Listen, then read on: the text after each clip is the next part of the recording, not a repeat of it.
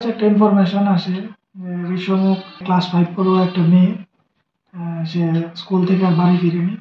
Accordingly তদন্তে নেমে জানতে পারি যে কিছুক্ষণ পরেই ছেলেটা উক্ত মেয়েটাকে ছেড়ে দিয়ে যায় বাড়ির কাছাকাছি। আনুমানিক 22 বছর হবে। একটা মামলা রয়েছে মহিলা থানাতে, তদন্ত চলছে আমাদের। বিলোনিয়া ওমেন পিস ধারা section 127 subsection 1 96 76 65 within bracket 2 of ভারতীয় ন্যায় সংহিতা and section 4 of POCSO Act. স্কুলে গেছে তো স্কুল তো আর আসছে না এরপরে